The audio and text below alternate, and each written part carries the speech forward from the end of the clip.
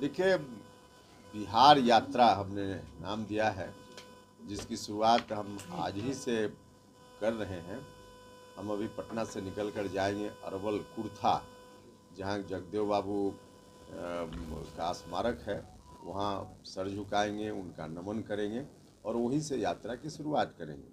यह यात्रा क्रमवार तरीके से बिहार के विभिन्न जिलों में, सभी जिलों में होगी, तो लेकिन चरणवार यात्रा होगी। अभी फर्स्ट फेज में हमने जो कार्यक्रम बनाया है उसके हिसाब से अरवल, औरंगाबाद, रोहतास और भोजपुर 4 जिला का है। फिर दशहरा के बाद करेंगे, बीच में तो और भी पर्व त्यौहार है।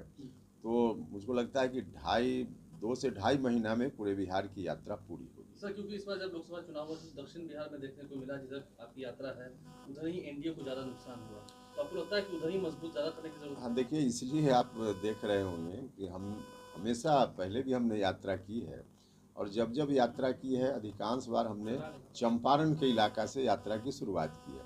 इस बार हम जानबूझकर कुर्था से, अरवल से यात्रा की शुरुआत कर रहे हैं।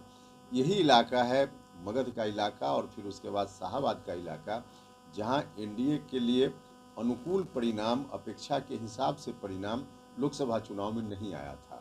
तो क्या कुछ कमी रह गई, नहीं रह गई, उसके आधार पे हम वहाँ लोगों से विमर्श करेंगे, साथियों से, पार्टी के साथियों से, एनडीए के साथियों से और आम जनता से भी।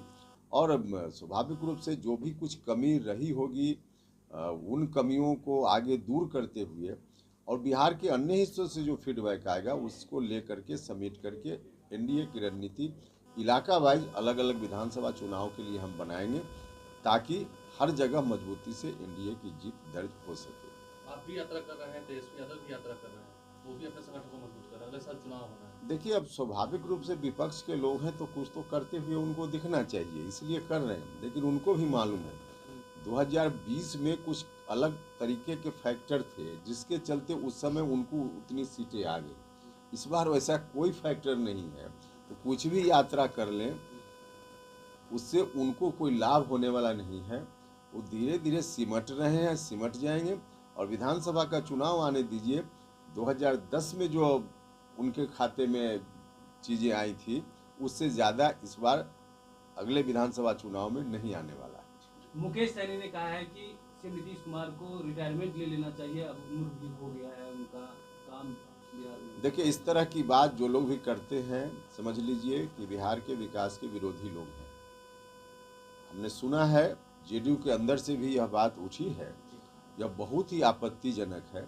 नीतीश कुमार जी का योगदान पूरे बिहार के लिए इतना ज़बरदस्त योगदान है कि उनकी सेवा की अभी आगे बहुत ज़रूरत है। और नीतीश कुमार जी दिन रात मेहनत कर रहे हैं। अभी भी कोई नौजवान कितनी मेहनत करेगा, नीतीश कुमार जी उससे ज़्यादा मेहनत कर रहे हैं। हमेशा किसी जिला में जा कर के समीक्षा करना, लोगों के बीच काम करना, तो उनकी ज़रूरत है, काम कर रहे हैं। अगली बार विधानसभा चुनाव के माध्यम से एक बार उनके ऊपर फिर से दायित्व आए तो बिहार कहाँ से कहाँ पहुँच जाएगा।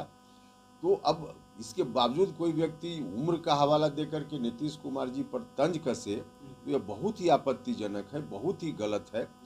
इस तरह की बात चाहे जेडीयू के अंदर से उठे या बाहर से उठे, कहीं से इसको मुनासिब नहीं कहा जा सकता। उपेंद्र कुशवाहा ये बात नहीं मानते हैं, मतलब बहुत लोग, विपक्ष के लोग हो या आपके लोग हो, कहते हैं कि नीतीश कुमार थक गए हैं, हार गए हैं, आप नहीं मानते? बिल्कुल नहीं। उम्र तो एक स्वाभाविक प्रक्रिया है, किसी की भी उम्र बढ़ती है, वो एक अलग विषय है। लेकिन उम्र से नीतीश कुमार जी के ऊपर कोई काम करने में कोई असर हो गया हो? रोज देख रहे हैं हम लोग ना, 24 घंटा अभी भी काम कर रहे हैं नीतीश कुमार जी। लोगों के बीच जा रहे हैं, जिला में जा रहे हैं, सरकारी काम कर रहे हैं, पार्टी का काम कर रहे हैं, और तब उनके बारे में इस तरह की बात। नीतीश कुमार जी का एक लंबा अनुभव है काम करने का। अभी सरकार दिल्ली में, पटना में एक तरह की सरकार है, इसके चलते भी आगे मौका नीतीश कुमार जी को मिले तो बिहार का विकास और तेज गति से होगा। तो अभी ज़रूरत है नीतीश कुमार जी को फिर से मौका मिले इस बात की, न कि कोई व्यक्ति उम्र का हवाला दे करके उनको रिटायर होने की बात करे, तंज कसे। यह बहुत ही ऑब्जेक्शनेबल है।